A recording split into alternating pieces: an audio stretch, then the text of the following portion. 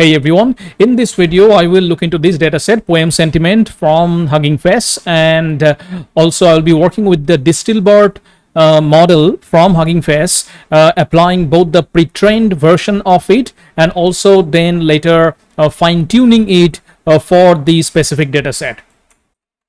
And about the dataset, it's a relatively small one, so we can work with these pretty quickly. I mean, the execution and the training on this dataset will happen rather fast. So this is the dataset which in this verse text column I have all the verses from the poems, and in the label column, which is my target column, I have 4 classes, and they capture the sentiments from these sentences. So I have 1, 2, 0, 3. These are the 4 numbers capturing these different classes, and the classes are positive, no impact, negative, and mixed.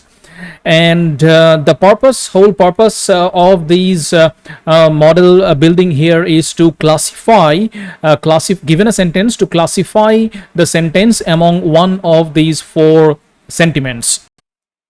So now I am in my VS Code, all the regular imports at the very top cell.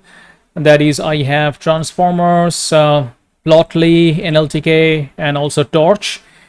And then in the next cell, I am just pulling the dataset. So all I'm doing is importing this load dataset. Most of you must be familiar with it. It's for any Hugging Face projects, you pretty much have two common things you have, which is your transformer and your load dataset module. And with the load dataset, you just pass the dataset name, and you get the dataset name from the official page of the dataset. You can see at the URL I have poem sentiment as a name, and that's all I put in my load dataset, and run this cell, and that's it.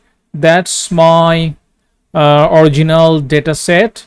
It has been pulled and cached in my local machine. That is, you can see I'm using Linux, so it's home Paul, that is your home directory, then cache Hugging Face dataset. That's where it will be saved. And this is the dataset. I have this is the features, and again, this is the dataset dict format. It is a particular format specific to Hugging Face dataset because this particular form of saving a dataset is more efficient than normal Python list or dictionary. All right, so let's go ahead and do some basic pre-processing on the dataset.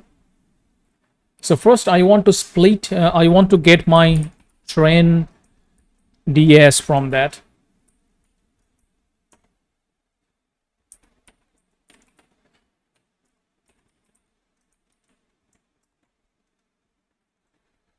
TRAIN. All right, that's my train DS, and we can see it's a very small one. I have a number of rows in train is only 892, and yeah, so let's get the label names.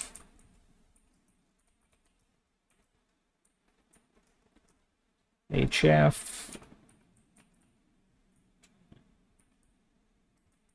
I need the features, TURS.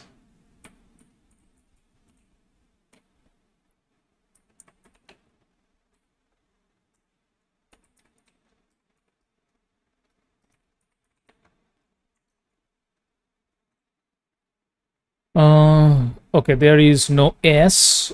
And how do I know this? Because we can see the feature names here. I have ID, verse text, and label. And yeah, so there is an extra S.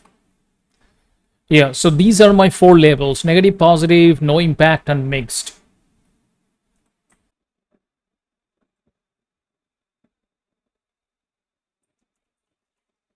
Let's quickly check the length of the data.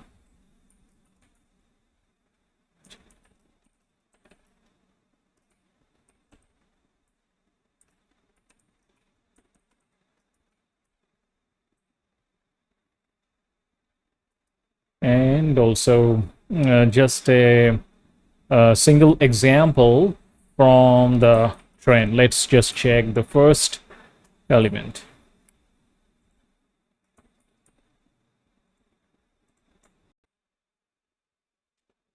And there I have total length of the data is 892, pretty small data set. And this is just a single element within the data. So I have ID, verse text, and label as my column names indeed. And this is an example verse text, and the label is 1. We can do another thing. Trend ds column names. Yeah, that gives me a list of the column names. Now I'm going to check the features. Trend.ds dot features, and that's how the features is represented. I can see the column names, value, dtype, and also for the label, it's an object of class label.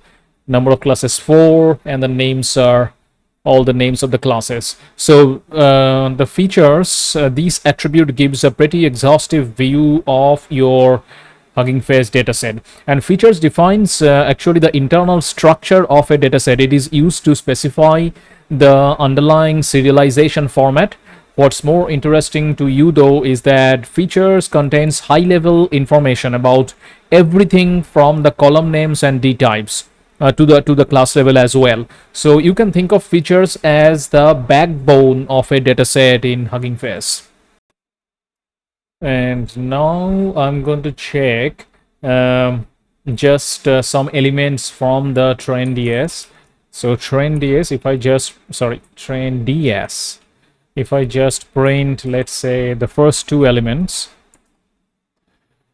did it print the first two? Yes, ID 01 and verse text, I have two of them, and label also two of them. Let's also print trend ds, what is that, VERAC text, and then the first two elements. Yeah, so that's how you get the actual text values from your column names. And now I'm going to quickly have a data frame, pandas data frame from my trend.ds, from actually the original this one, the original ds, original from HF, and check the class distribution by plotting a bar plot. So first, data frame, ds original from HF, take the trend. Yep, that's my data frame. And now I'm going to check the class distribution. So let's do LABEL dot value counts ascending equal to true plot dot parh plt dot show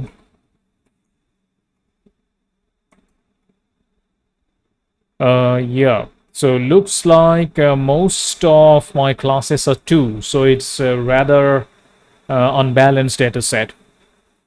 Okay, now the steps to the very first step to apply the DistilBert model, which is tokenizing my textual data set. Tokenize.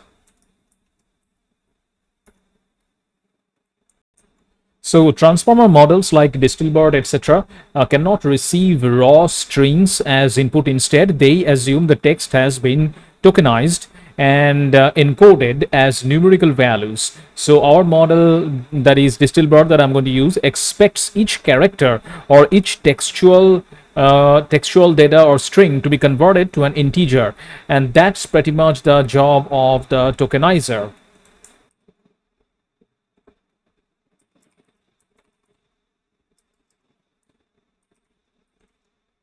From transformers, import AutoTokenizer,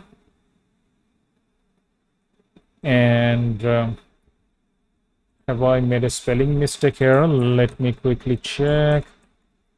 Yeah, and model checkpoint is defined as a model name. In my case, it is DistilBert. You can get these names from the model repository from Hugging Face official website. DistilBert base uncased, and Tokenizer is AutoTokenizer from Pretrained. These are pretty standard method which you get if you go to their official site. So this line will load the pre-trained model, and the way that it's defined, that here the model checkpoint, that's actually represent this string. So this AutoTokenizer will build the tokenizer for this particular model only, downloading the relevant files from Hugging Face repository.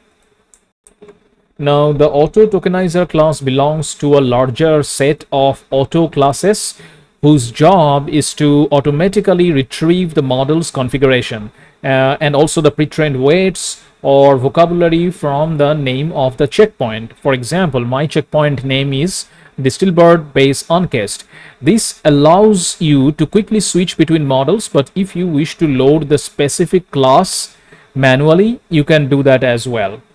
So in this case, if I wanted another option for me would have been where if I do not want to use the AutoTokenizer, if I just want to use the specific tokenizer for this model, there's that option as well, and that will be this code.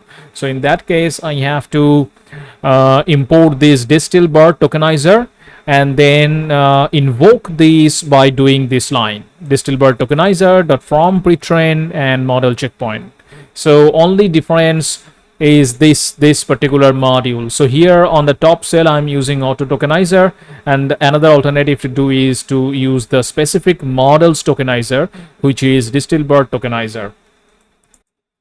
So what is the difference between AutoTokenizer from Pretrained and DistilBert tokenizer from Pretrained? That's if you go to the Hugging Face GitHub repository, I think I found one particular issue. I need to search it again. It mentions that the difference is that in many cases, the architecture you want to use can be guessed from the name or the path of the pre-trained model you are supplying to the from pre-trained method. So auto classes are here to do this job for you so that you automatically retrieve the relevant model given the name or the path to the pre-trained weights or config or vocabulary. So for example, here in this line, I'm giving the specific name of the model, and AutoTokenizer will automatically select the proper tokenizer for this model. So that basically means that using these AutoTokenizer will make your code more flexible because you can switch between models pretty easily. All right, so now let's delete this cell contents because it was just for example. So we have already tokenized it, tokenized our model checkpoint. Now we can do few more things just for checking that what the tokenizer actually contains. So here in these lines of code, I am checking tokenizer vocabulary size with dot vocab size. I can also do model max length or model input names. Let's run this cell to see. Oh, what is that? Tokenizer is not defined. Okay, I did not run this cell. Okay. It may take maybe a minute or so because it's downloading few things. All right, this cell got executed and I got this result. So this 30,522 is my vocabulary size, 512 is my model max length, and these two are the input features, feature names actually of this particular tokenizer. Now, one thing to remember very well is that when using pre-trained model, it is really important to make sure that you use the same tokenizer that the model was trained with. Otherwise, everything will mess up. You will never get a good prediction. So tokenizer should be same what you're applying on your text data set, and what was applied on building the model weights. In this case, I'm using DistilBert base uncased, and so I have to use a corresponding tokenizer. And of course, when you are, again, I'm repeating the same thing, that when you are using this particular syntax, that is AutoTokenizer from Pretrained, and you pass the model checkpoint, then this selection job will be taken care of by the AutoTokenizer. You do not have to worry separately. All right, now I am going to define a little method to tokenize my actual data set for this poem sentiment data set with this tokenizer.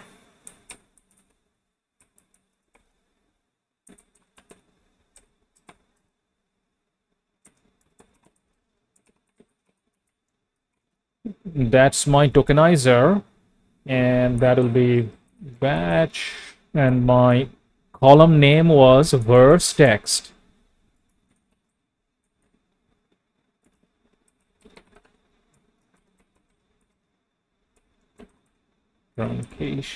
Truncation equal to true. So this above tokenize function applies the tokenizer to a batch of examples. Padding equal to true means that it will pad the examples with zeros to the size of the longest one in the batch. And also similarly, this truncation equal to true means that it will truncate the examples to the model's maximum context size. All right, now let's check what did we get actually. So I'm going to print Tokenize and pass my original DS original from HF, and I need to take the train part of this, and let's just take the first two elements. Okay, run this cell. Tokenize is, oh yeah, I did not run this cell. Yeah, so that's my tokenized version of my actual trained data set. Only the first two elements, of course.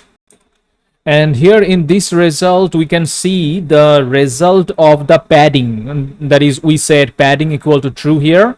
So the second element, that is this particular list, it is actually shorter than the first element. The first element is this, and that's why the last two element has been padded with 0. That's the very purpose of setting padding equal to true. And also note that in addition to returning the encoded text, because these first two lists, all these numbers, these are just the encoded text. As we discussed earlier, the transformer model cannot understand strings or text directly. It wants numbers, and which is what these are. All these numbers are actually representing our text in a pure numerical form for the model to understand it. Now, when we tokenized these original train part of the dataset, in addition to supplying or returning these tokenized numbers, we also got another important thing, which is this attention mask. So all the tokenized text is under the input IDs key, and all the attention mask is under the attention mask keys. And the very purpose is that this is because we do not want the model to get confused by the additional padding tokens. The attention mask allows the model to ignore the padded parts of the input. Let's see what I mean by that. 1 second. Yeah. So let's note these two images. So the attention mask tensor is typically a tensor containing ones and zeros with the same dimension as our token ID tensor. So this first tensor is our token ID tensor, and the second tensor is our attention mask tensor, and both of them have the same shape. Now our transformer model will calculate attention for tokens in the token ID tensor only if the attention mask tensor contains a 1 in its respective position. So in this particular example, all these the first 5 boxes have 1 in the attention mask, so they only will be taken into consideration by the model, and the model will ignore this last one because it's just a padded token and it's 0. So that's the job. That's very much the relevance of the attention mask part of the tokenized version of my text. And now we can apply the tokenize method across all the splits in the corpus in pretty much a single line of code. Let's do that. ds pretrained features encoded. That's what I'm naming it as. And I'm going to apply ds. That's my original data set. On that, I'm applying map function. Tokenize batch equal to true and batch size equal to none. So this map method operates individually on every example in the corpus. So setting batch equal to true will encode the text in batches because we have set batch size equal to none. Our tokenize function will be applied on the full data set as a single batch. This ensures that the input tensor and attention mask have the same shape globally, and we can see that this operation has added a new column names. Let's actually run this so that we can see that this operation will add 2 new column names. So what I'm going to do, print let's say feature names of dataset of the and ds pretrained features encoded and train dot column names, and we can see that ID and verse text and label was already there previously, but the 2 new columns that has been added are input IDs and attention mask. That's exactly what we discussed, that tokenization will create these kind of structure, input IDs and attention mask. All right. And now I'm almost ready to do the actual modeling, that is applying DistilBert on my tokenized dataset. Now here are the overall steps. So before we go further, let's quickly revisit these steps. So overall phases of this entire project of tokenization and then applying DistilBert. So first, so this is the sequence: token encoding, then token embedding, then encoder stack, then hidden states, then classification head, and then finally prediction. So basically what we are doing is, first the text is tokenized and represented as one hot vectors called token encodings. The size of the tokenizer vocabulary determines the dimension of the token encodings, and it usually consists between 20,000 to 200,000 unique tokens. In my case, in this particular case, we saw that it was something like I think 30,522 vocabulary size. So you get to know the tokenizer size, that is the dimension, the total dimension is by doing this tokenizer.vocab size. Okay, coming back to the steps.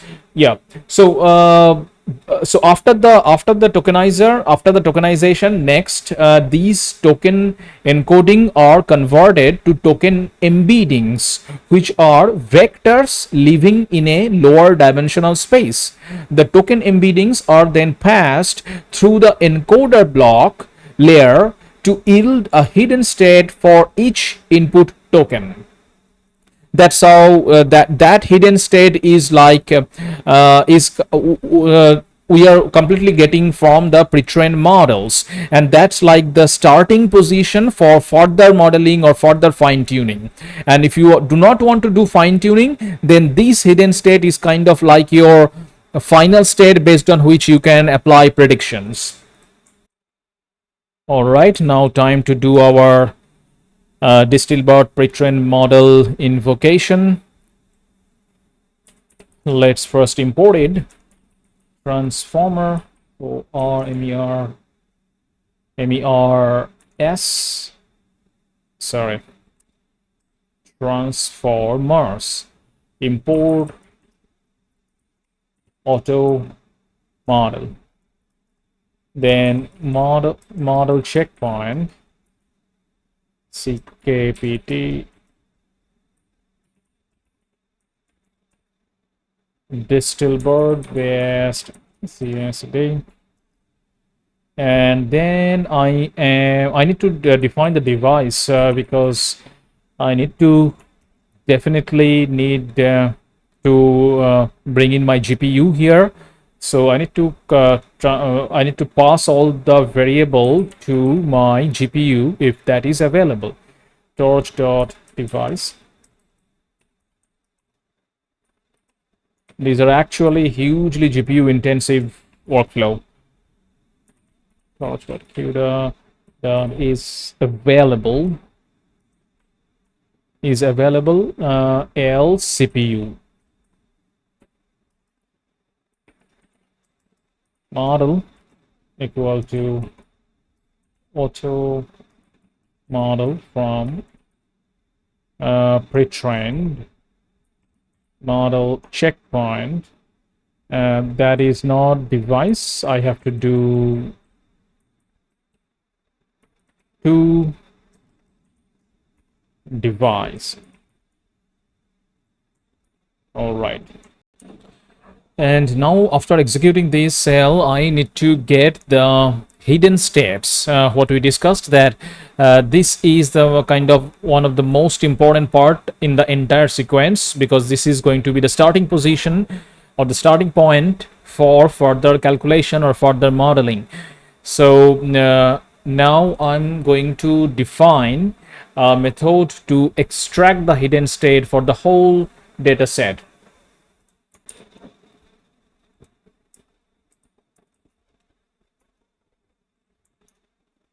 And the function, let's start diff get hidden state.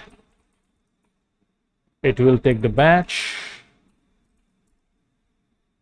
So now place model inputs on the GPU. Let's do inputs equal to k. Then for the value, I'm going to put the value in the GPU. So dot to device for kv in batch dot item.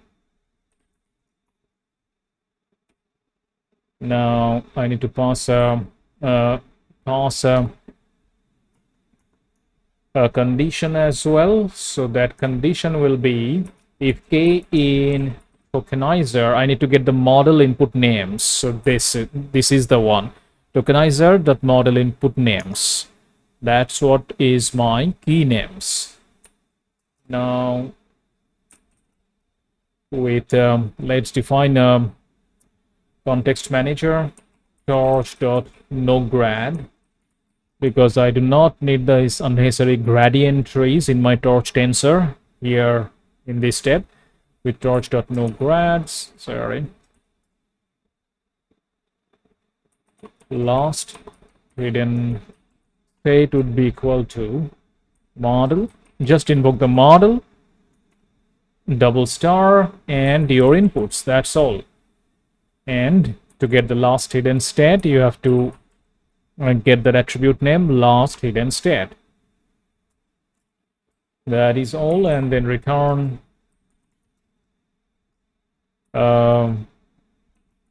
hidden state last hidden state. 0 dot CPU dot numpy. That's how you get the scalar values of the tensor, that is the scalar values from the PyTorch tensor. That's how you do dot CPU dot numpy. All right, now I am going to define, since our model expects tensor as inputs, the next thing to do is to convert the input IDs and attention mask columns to the torch format. And I'm going to do ds, let's define ds pretrained features encoded here, because now at this step, at this particular line, by now I have my data set completely pre-trained and I have got the features which are encoded. So dot set format torch, and sorry, torch column names. I need to pass the column names, column columns, that would be equal to my input IDs, attention mask, and labels. So let's set them here. Columns equal to, that should work. Now extract the hidden state across all the splits in one go, and I'm going to use the map function again. So pretrained hidden states equal to ds dot pretrained ds dot pretrained features encoded. Sorry, it would be underscore here. That's the name, right? Yes, ds features. Yeah, that's what from this variable I am getting the hidden state. I need to apply the map function. Get hidden state. This is the function we defined here. This function, get hidden state, and batch equal to true. Okay, notice that we did not set batch size equal to none in this case, which means the default batch size equal to 1000 is used here actually.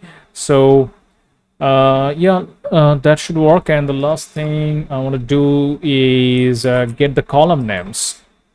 Pretrained hidden state, sorry, pretrained hidden states, take the train dot column names. All right. And after running this cell, I got this output. That is, my final line is just printing the column names from the train part of the dataset. And this is my column names: ID, verse, text, label, which was an input IDs. I mean, the first three were already there, and these are my new column names after I applied the pre-trained weights. Let's quickly check only this variable. Yes. So as we can see, this pre-trained hidden state, this is this dataset dict dataset. I mean, this is a dataset dict format in Hugging Face, and overall I have train, validation, and test. And we can also see all the features, that is all the column names. Okay, so now that I have the hidden states associated with each text verse, in the next step, I want to train a classifier on these hidden state. And in the classifier, what I will do is the feature matrix will be all the hidden states from this variable pre-trained hidden states as input features, and the labels will be the target, that is this column name labels, that will be my target value, that is a y value.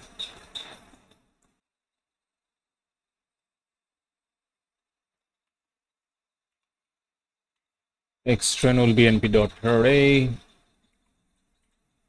pretrained. Right now, I'm doing it in Google Colab.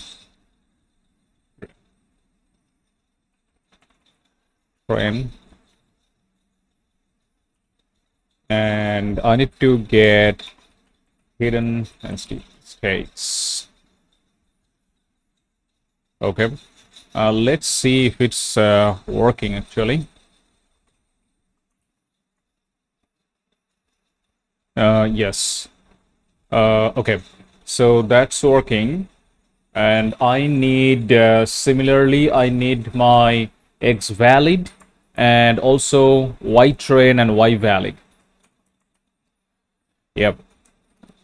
So X train, X valid, Y train, Y valid. This is will be the components of my running a logistic regression. But before running the logistic regression, quickly visualize a training set. And I am going to use a library called Umap for this. And Umap is a powerful library or powerful algorithm to project vectors from multiple space to down to much smaller space. That is, it's similar to t-SNE, and the full form of Umap is uniform manifold approximation and projection. It's pretty much a dimension reduction technique that can be used for visualization, similarly to t-SNE. And you can install it by running just this command, pip install umap learn. I have already installed it, so I do not need to do it again. So let's just from umap,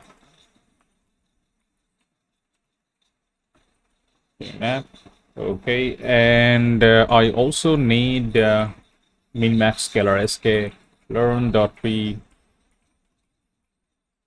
ssing import x. Let's see.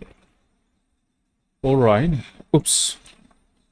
Now I'm in Google Colab, so the auto intelligence are not working that good. Okay. So first, scale my data set. So let's define an object of min-max scalar x train min-max. I need to apply fit transform x train. Okay. And also I need to initialize and fit the umap. So umap, it takes number of components. So that is n components. Give it 2 metric. You should quickly check the documentation. All these things are properly defined there. Fit and x train scaled. And now I'm looking at the Umap official documentation here. In this link, Umap learn redheaddocs.io. And so this is the important part, that the main parameters that I just used in my code here. So I used n components equal to 2 metric cosine and then applied fit on the x train scaled. So if we go back to the documentation, Umap has several hyperparameters that can have a significant impact on the resulting embedding. In this notebook, we will be covering 4 major ones. So these are the 4 major parameter or hyperparameter that you can tune while implementing Umap. So let's see what they are. In neighbors. So these in-neighbor parameter controls how Umap balances local versus global structure in the data. It does this by constraining the size of local neighborhood. Umap will only look at when attempting to learn the manifold structure of the data. This means that low values of n neighbors will force Umap to concentrate on very local structure, potentially to the detriment of the big picture, while larger values will push Umap to look at larger neighborhoods of each point when estimating the manifold structure of the data, losing fine detail structure for the sake of getting the broader of the data. We can see that in practice, by fitting our dataset with Umap using a range of n neighbor values, the default value of n neighbor for Umap is 15. We'll look at values ranging from 2 up to 200. Okay, so they are running a quick loop here from starting from 2 up to 200 on their test data set, and this is the kind of map they are getting. Now let's move forward. What was my next? In components, metric. Yes, so I used metric as well. Before that, quickly check this mean distance. The mean distance parameter controls how tightly Umap is allowed to pack points together. It quite literally provides a minimum distance apart that points are allowed to be in the low dimensional representation. This means that low values of mean distance will result in clumping embeddings. This can be useful if you are interested in clustering or in finer topological structure. Larger values of mean distance will prevent Umap from packing points together and will focus on the preservation of the broad topological structure instance. Okay, quite good explanation here. And the next one, in components here, this one I used. It's pretty easy, as is standard for many scikit-learn dimension reduction algorithm. Umap provides an n components parameter option that allows the user to determine the dimensionality of the reduced dimension space we will be embedding the data into. Unlike some other visualization algorithms such as T-SNE, Umap scales well in the embedding dimension, so you can use it for more than just visualization into 3 dimension. Okay, so I used n components of only equal to 2. And the last one is metric. The final Umap parameter you will be considering in this notebook is a metric parameter. This controls how distance is computed in the ambient space of the input data. By default, Umap supports a wide variety of metrics, including Minkowski style metrics, Euclidean, Manhattan, Chebyshev, Minkowski, miscellaneous spatial metrics, Canberra, Bray-Curtis, and Havershine, and normalized spatial. Okay, quite a few distance parameters here. I used the most one of the most normal, the regular one, cosine. All right. And also, after I apply my fit function, that is, I did mapper equal to umap.fit extend scale. Now I need to access the resulting transform, we can either look at embedding underscore attribute of the reducer object or call transform on the original data. So this embedding attribute is what I'm going to use now. So df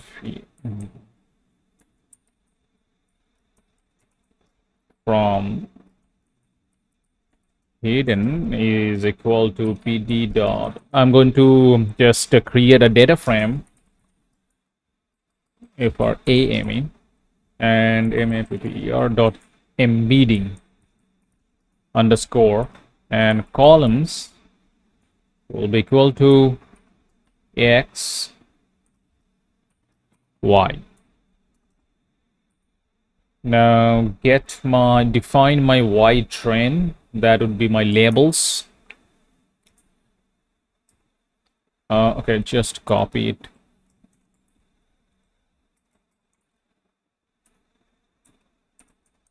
Label equal to y train. Now I'm going to display it. The head. Okay, that's my data frame that I created, and now the final code for the actual training. So fig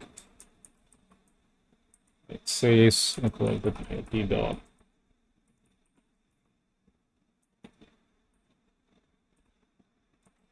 Two rows and 3 columns.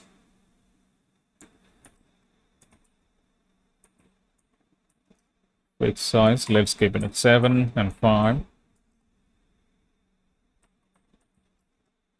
Flatten my axis, making it 1D vector. So ax es dot flatten. And so what I'm doing here is just extracting all 3 axes using flatten. And so it will be a list of different axes like this, completely in a 1D vector format. Now defining my color mapping, color maps to use. That's my color map: gray, blues, orange, red, purple, greens. And now labels. Labels name or from the ds original from hf variable. ds from hf train.ap features. That from that I have to take the label, and then finally .nm. And now the loop for doing the plots for I and label cmap in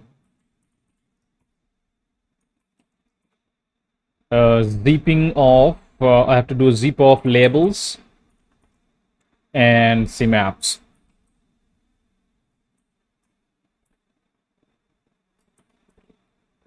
Then df, what was the name? Df embedded from local hidden.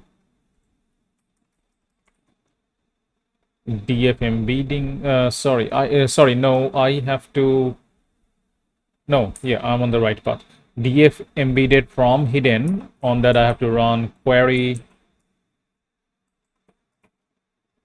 and label equal to I. Let's assign this to a variable df embedding subplot. Okay.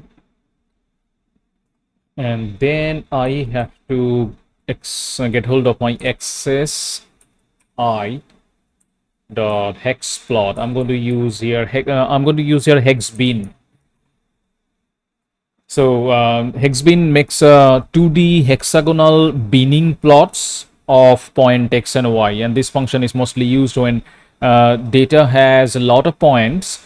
To avoid overlapping, the plot window is divided into numerous hex bins, and each hex bin color represents a fixed number of points in it. The size of hex bins can be changed using a particular parameter called grid size. Okay, let's see how to do it. Hex bin df, I need this variable, and x, and also the y. Cmap will be equal to cmap. Yeah, now grid size, passing it 20, and line width is another parameter, line width, yes, equal to 0. Okay, and now access I dot set label color equal to white. Yeah, let's keep it white for now. Access I set X. Yes, KS. Sorry, that would be empty array. The X is also, I'm going to set YTX.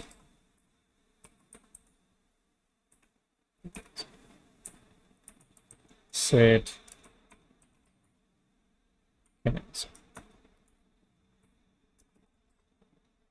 all right, plot dot tight layout, tight layout, and finally plt dot show. And after I ran it, this is my resulting plot. It's just plotting the high dimensional variable into a lower dimensional of x and y for the six different for four different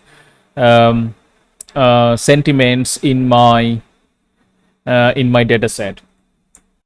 So what I'm seeing is that I don't need the last two. Obviously, I made a mistake of while building the overall matrix. I just need four plots for the four different sentiments. So let's change it.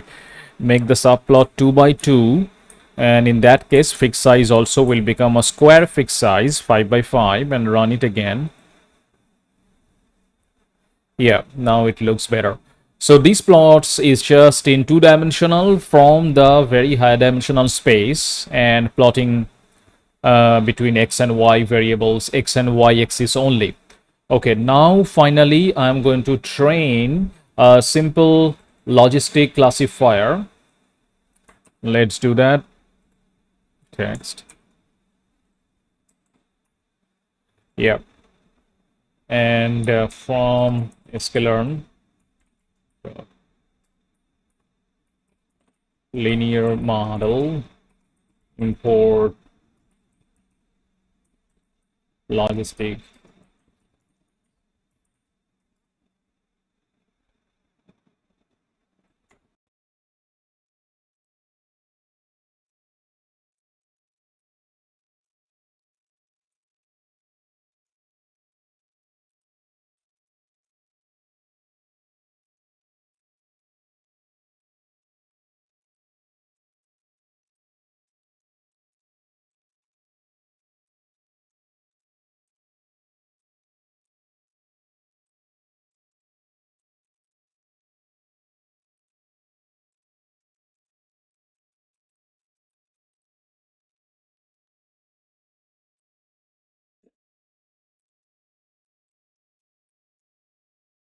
.suri x valid and y valid. Okay, now after this is run, I am also going to compare the result with a dummy classifier, and that's because our original data set, that is this poem sentiment, was quite unbalanced, and so the logistic regression score will not be too good enough. So I'm just going to compare by doing a random logistic regression by creating a dummy classifier. So I just ran this logistic regression on my dataset and got a score of 0.7809. So that's not a very good score. And the reason is, once again, the dataset was very unbalanced in our case. So it might appear the model is just a bit better than random, but since like I said again, we are dealing with an unbalanced multi-class datasets, it's actually a good score here. And now that's what I was saying, that I'm going back to my VS Code, that I am going to build a dummy classifier. So in scikit-learn, there is a dummy classifier that can be used to build the classifier with simple heuristics, such as always choosing the majority class or always drawing a random class. In this case, the best performing heuristic is to always choose the most frequent class, which yields an accuracy. Let's see what the accuracy. So in scikit-learn, there is a dummy classifier that can be used to build the classifier with a simple heuristics such as always choosing the majority class or always drawing a random class. In this case, because I need to replicate the original unbalanced POEM sentiment dataset, which is very unbalanced, so I'm going to choose a most frequent class. So let's see how that is implemented. So from escape learn.dummy dummy classifier, that's the one.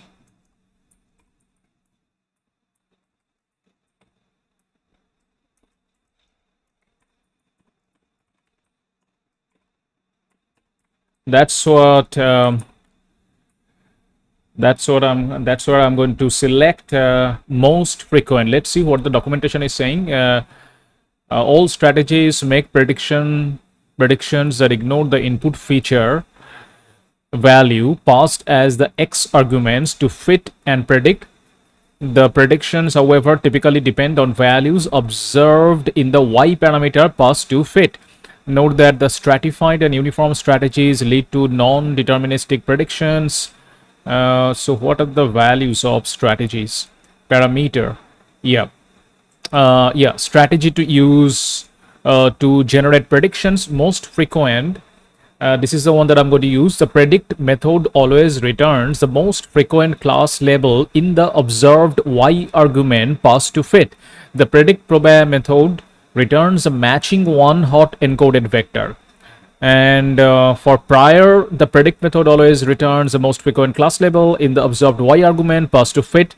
Like most frequent, predict proba always returns the empirical class distribution of Y, also known as the empirical class prior distribution.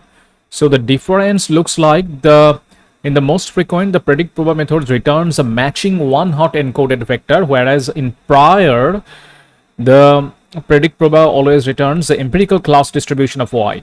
And if I choose stratified, the predict proba method randomly samples one hot vectors from a multinomial distribution parameterized by the empirical class prior probabilities. The predict method returns a class label which got probability 1 in the one hot vector of predict proba, and under the uniform generates predictions uniformly at random from the list of unique classes observed in Y, that is, each class has equal probability, and constant always predict a constant label that is provided by the user. So obviously for our data set, to replicate my data set in the original POEM sentiment, I need to use most frequent. So let's do that.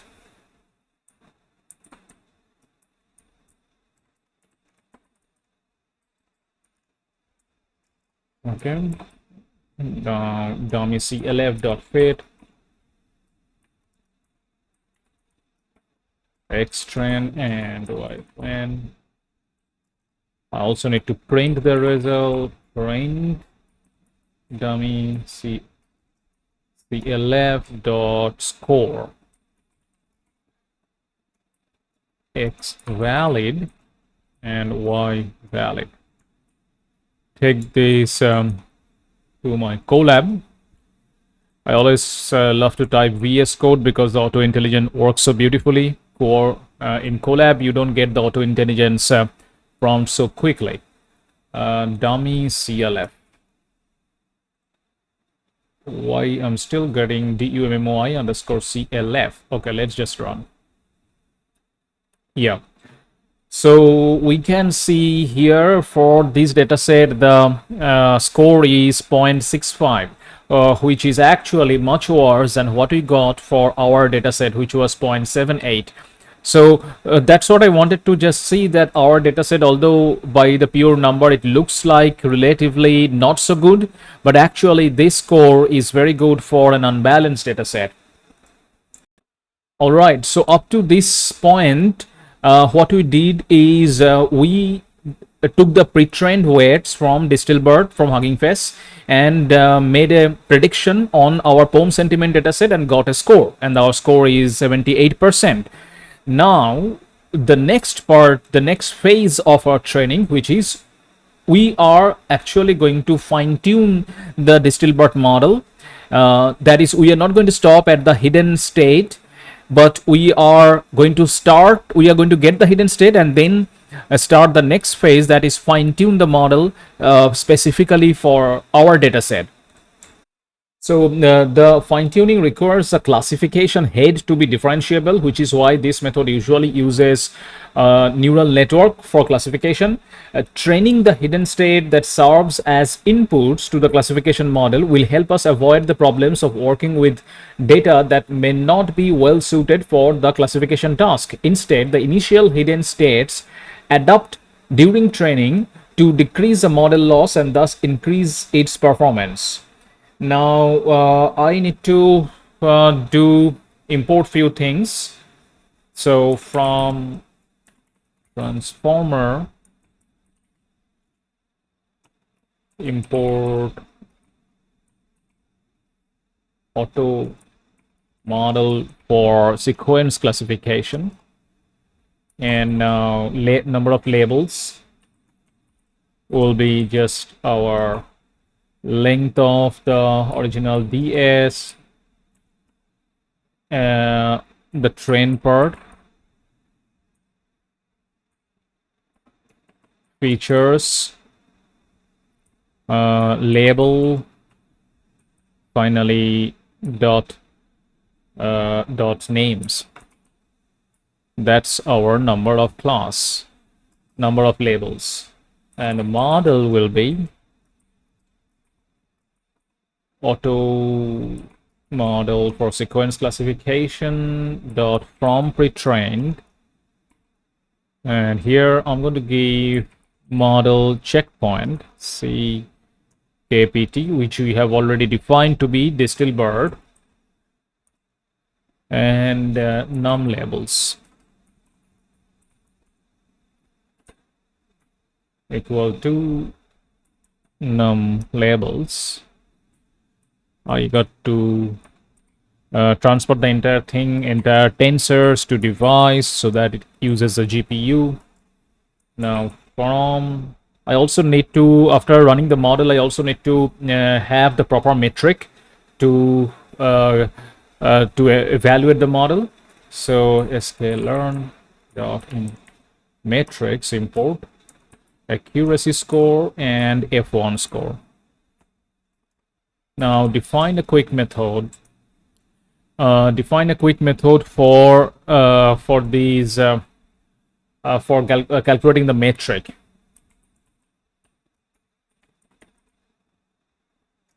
That will take the pred vector.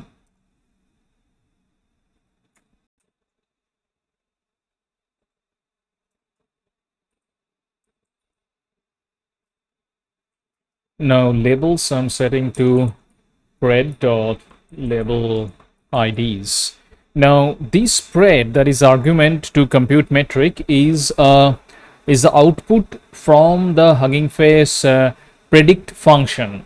So if I go to their documentation, what they say is that the output of the predict method is another named tuple with 3 fields: predictions, label IDs, and metrics. The metrics field will just contain the loss on the dataset pass as well as some time metric. Yeah, so this compute metric that I'm writing right here will be applied on the Hugging Face output, that is the spread, which is output from the predict function, predict method of Hugging Face, and that's why I'm doing this kind of thing, spread.label IDs. And then actual preds will be pred.predictions.argmax, and I need to choose -1. And again, these predictions I can extract because it clearly says that the predict method is another name tuple with 3 fields: prediction. So I got label IDs, I got predictions. Yeah. So argmax -1, and then F1 will be my F1 score.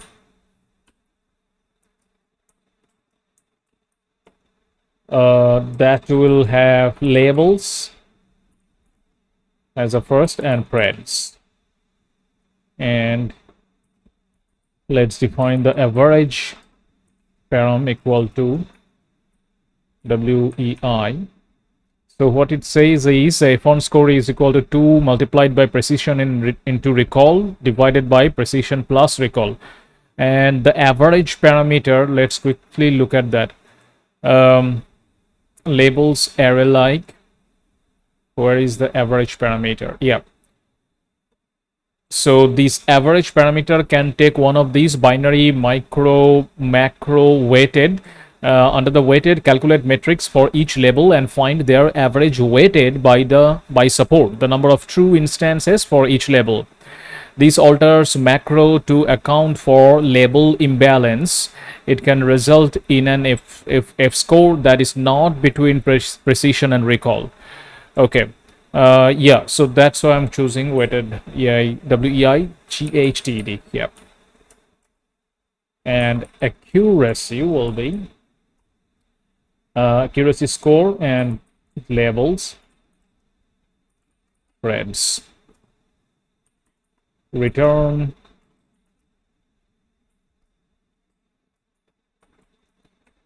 accuracy is SEC and F1 is F1. Cool. Now the actual training, that is the training for fine-tuning. So once again, I used this auto model for sequence classification. This is a generic model class that will be instantiated as one of the sequence classification model classes of the library when created with auto model for sequence classification from Pretrained, this method. And now I'm going to make use of trainer class. So yeah, let's do that.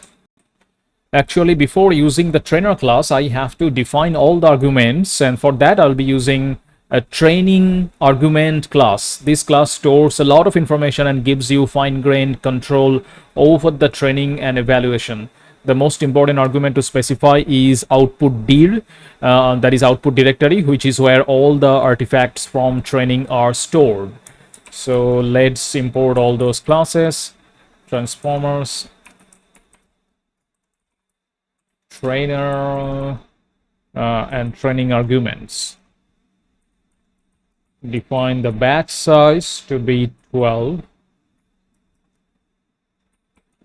Logging steps will be equal to len. This will be the length of the trained dataset divided by batch size. So len of ds pre-trained features encoded train, divide it to get an integer of batch size. Model name to be defined as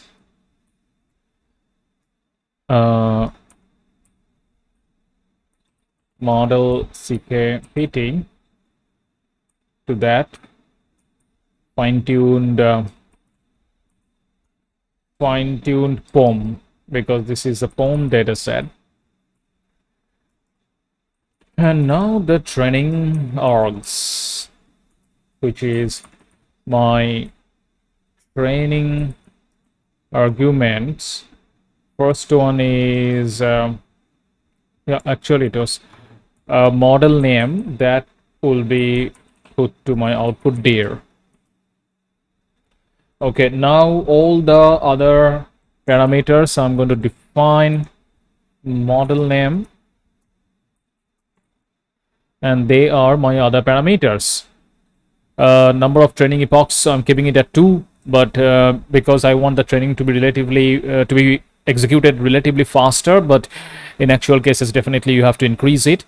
Learning rate 2e minus 5, per device train batch size equal to batch size, weight decay keeping at 0.01, evaluation strategy epoch, double TQDM false, logging step push to hub false. I'm not pushing it to the hub, to the Hugging Face hub at the moment, and log level error. And now finally the implementation of the trainer class. So how do I know? And this is the class that you will always be using when fine-tuning your model, and that will actually this trainer class is going to do the job of actual training. Args is defined as training. I defined it, right? Yeah. Okay, let's just run these cells in my collab, otherwise I may face problem. Let's go to my collab.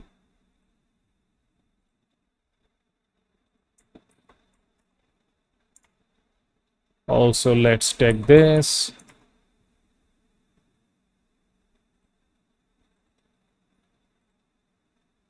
Oh.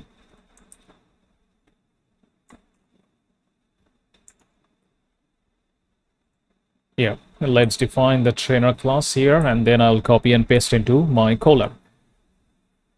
Okay, what I need, yeah, of course, the compute metrics, which we defined the function compute, sorry, COMPUT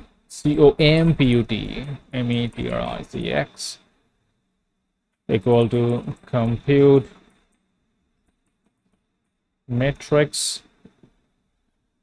And what else I need? I need the dataset, of course, my train dataset is DS pretrained features encoded, and take the train part. My eval dataset DS pretrained features encoded, and the validation part.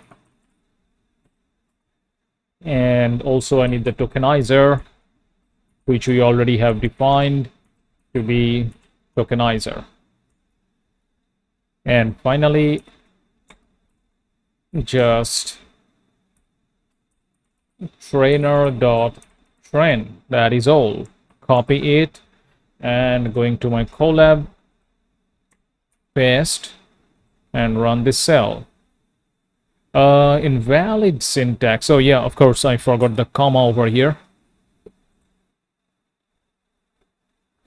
Compute matrix is not defined. Oh, I don't. Okay, that function name is compute metric. I think I put an extra s over there. Yeah.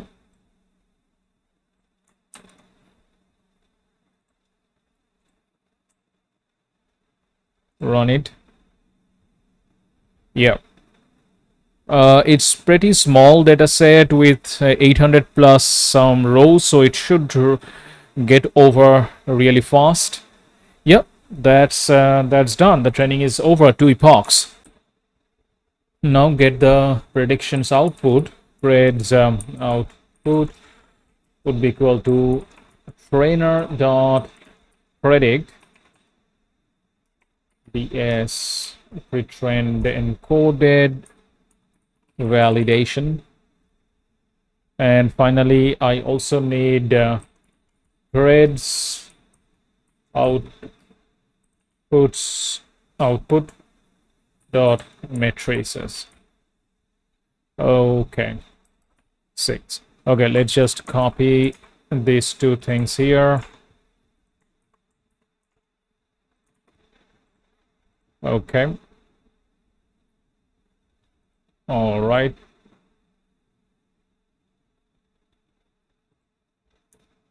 Okay, so that's my matrices for the training, and that is on the validation dataset and after fine-tuning. And we can see the only after 2 epochs I got test accuracy of 0.79, I got an F1 score of 0.75, test loss of 0.66. Okay, and remember again, this is just for 2 epochs.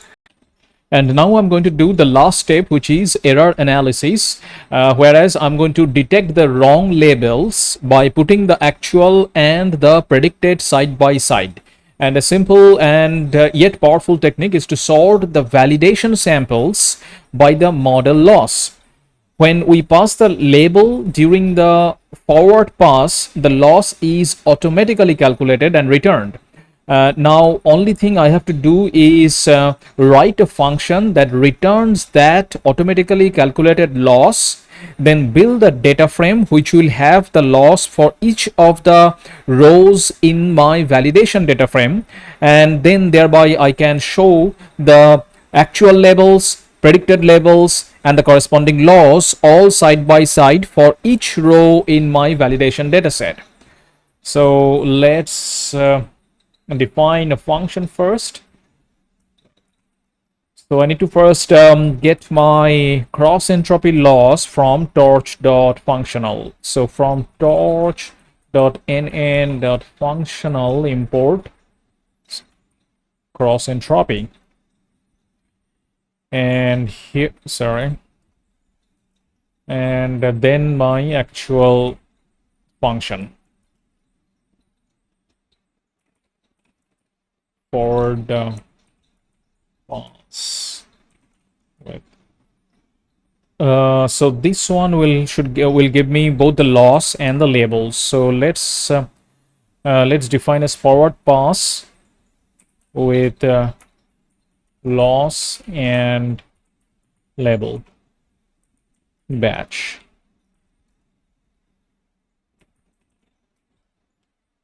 Place all your input tensors on the same device. So I need to make use of two device method while iterating on batch.items. So I'm defining a variable inputs, which will be my kv.toDV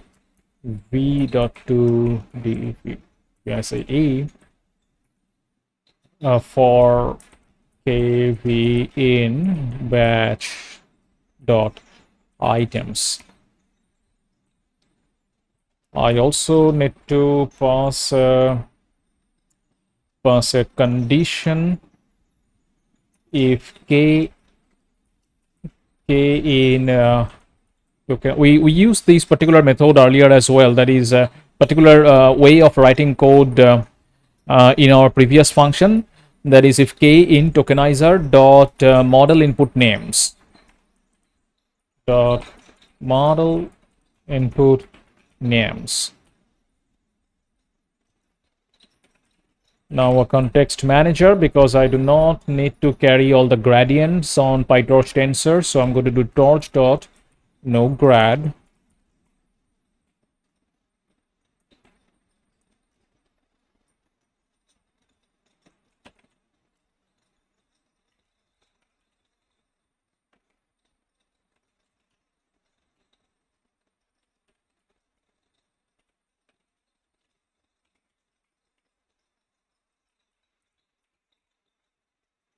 Max, and then I'm going to get my logits from the output.logits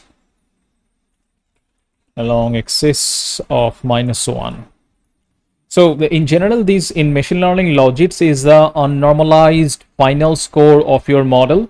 You apply softmax on it to get a probability distribution over your classes. So in short, logits are the values that are used as input to the softmax function. And in Hugging Face, from the model output, prediction scores of the language modeling head gives you these logits. So my loss will be cross entropy output dot logits batch is label not to device, and reduction, let's set it to none. Finally, return my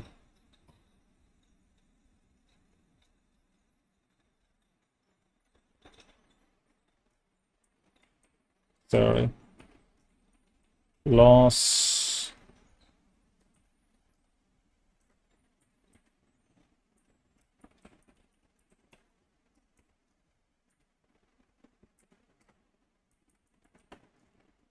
numpy, and also I need the predicted labels.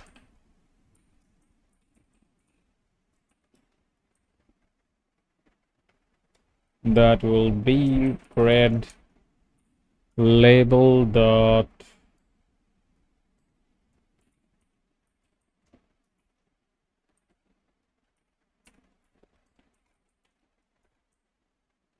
pred label. Why I'm getting PRED?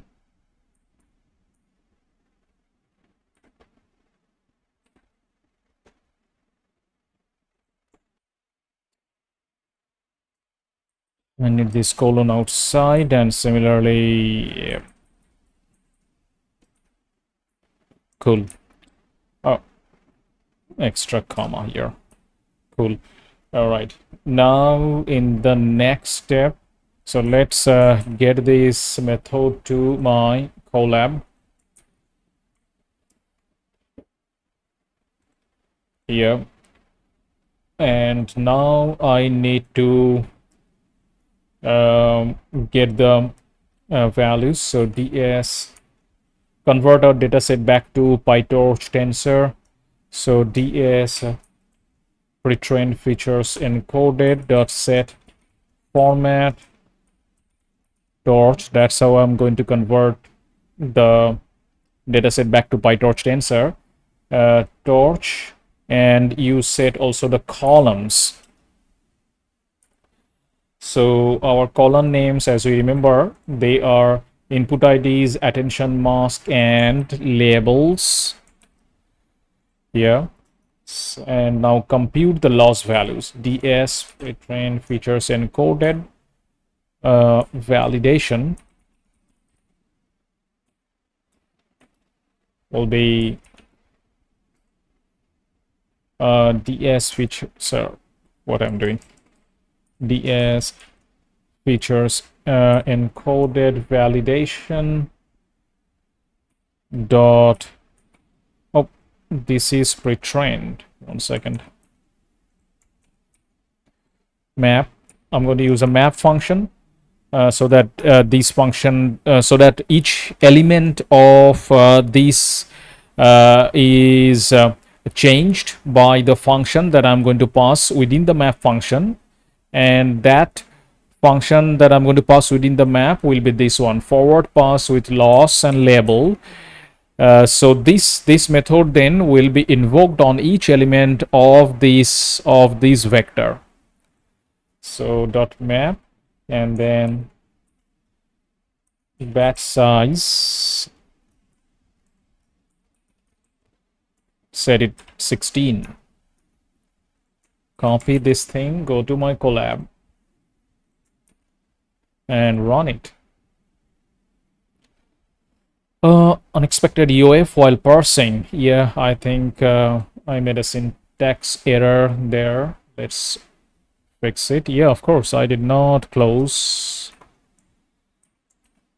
Yeah. Run this again. Oh, I needed to pass another argument here, otherwise it will not run properly. Batched true, because I'm using a batch size here, and then then you need to configure batched equal to true, this parameter. Run it. Awesome. So now I can build my data frame. So yeah, let's go back to my VS Code. So generate the output in the data frame format. So for that, first I need a quick small method to convert my integer to string. So label int to str row, because with this method I'm going to convert the label to string, and then I will print the data frame side by side. That is for the error analysis. That is, it will show me the actual label, predicted label, and the corresponding loss side by side. So first, labeled integer to string, return ds dot original from HF. Take the train features label dot int to steer. So this int to steer is a Hugging Face method, built-in native method, and I'm just applying that on each row on my trained datasets on the features label column. Cool. And now finally, now finally my convert the dataset again back to pandas, so that I can print a pandas.head pretrained features encoded dot set format, because previously we used the set format to convert it to torch here in this line. Now I'm again putting it back to pandas. Yes. Okay.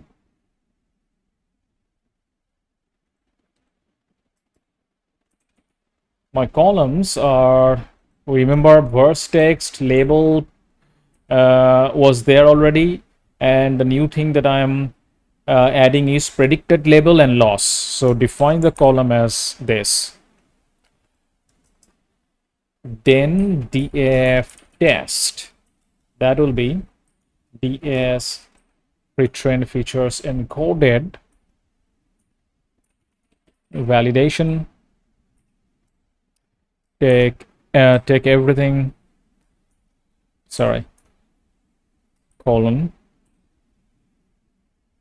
and only these columns.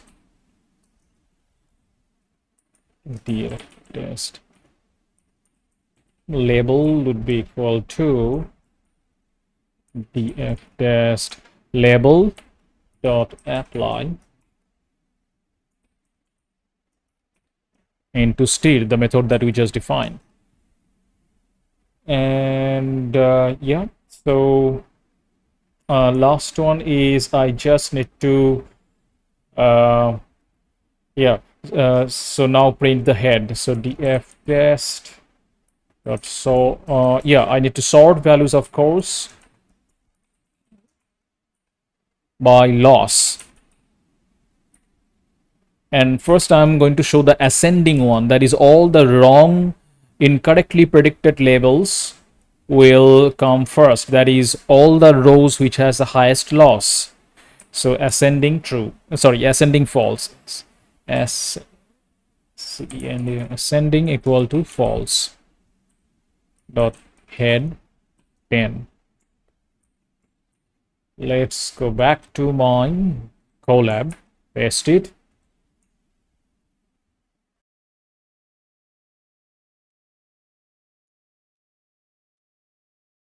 Yes, so that's my data frame, sorted as per the highest loss first, that is with descending order.